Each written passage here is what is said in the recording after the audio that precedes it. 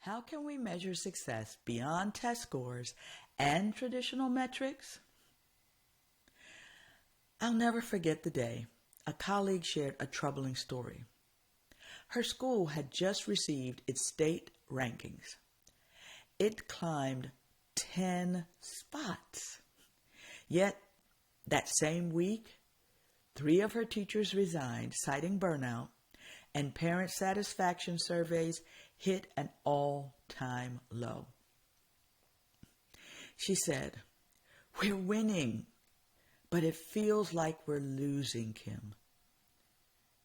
Her experience captures attention facing school leaders everywhere. Our traditional measures of success often miss the very outcomes that matter most. As educational leaders, we face immense pressure to demonstrate results.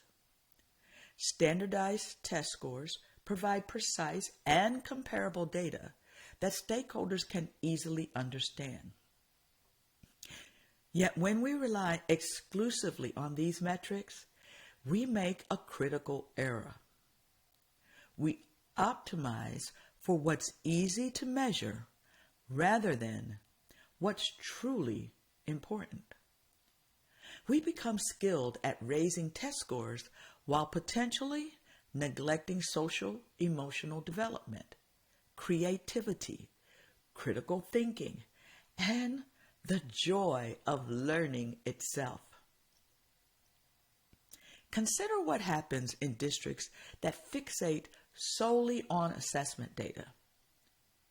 Leaders inadvertently narrow curriculum, reducing time for arts, physical education, and project-based learning. Teachers feel compelled to teach to the test, sacrificing deeper engagement for test prep. Students learn that success means filling in the right bubbles rather than asking meaningful questions. We communicate, albeit unintentionally, that compliance matters more than curiosity. This happens not because leaders lack care, but because we've inherited an incomplete paradigm. We've been conditioned to believe that rigorous accountability requires singular, quantifiable outcomes. But proper accountability, the kind that honors our commitment to developing the whole child, demands a more comprehensive approach. So, I know you're wondering, what's the right path forward? Well, I believe it starts by expanding your definition of student success. Partner with your community, teachers, parents, students, and local stakeholders to identify the competencies and character traits you want graduates to possess.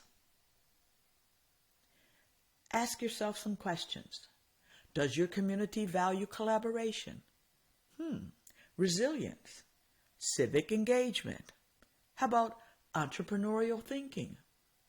Now, once identified, commit to measuring these outcomes with the same rigor you apply to academic achievement. Implement a balanced accountability dashboard, just as effective businesses use balanced scorecards tracking financial, customer, operational, and growth metrics.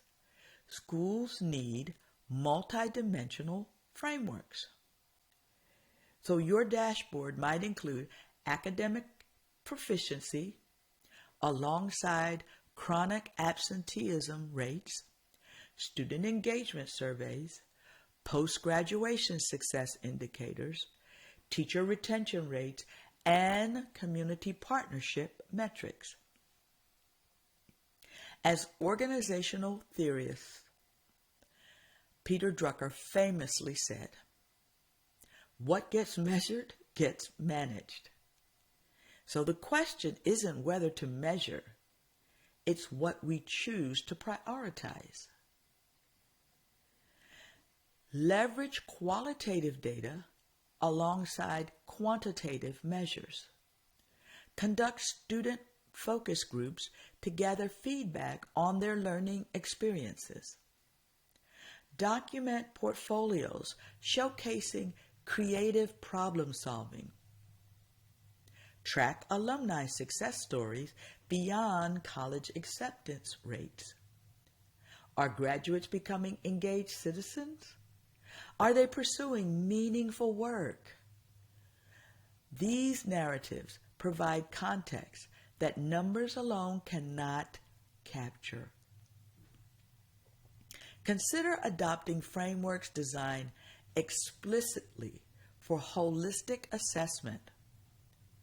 The Portrait of a Graduate framework helps communities define and assess locally valued outcomes. These approaches don't replace academic accountability. They complete it. Build transparency into your reporting systems. Share expanded metrics regularly with district leaders, staff, families, and community members. When stakeholders see you valuing multiple dimensions of success, they'll support comprehensive improvements rather than demanding narrow interventions. So, here's what I'm asking you to do. This week, audit your current accountability systems. List every metric your district tracks and reports. Then ask yourself, do these measures collectively represent the education we promise families? If the answer is no, convene a leadership team to design a more balanced approach. Schedule listening sessions with teachers, students, and parents to understand what success means to them. Their insights will prove invaluable as you expand your measurement framework. Finally, identify one new metric you can implement this semester. Perhaps a student voice survey or a measure of post-graduation preparedness. Small steps toward comprehensive accountability creates momentum for transformational change. Our students deserve an education that helps them reach their full potential. Our accountability systems should reflect that commitment. What will you measure this year that you haven't measured before?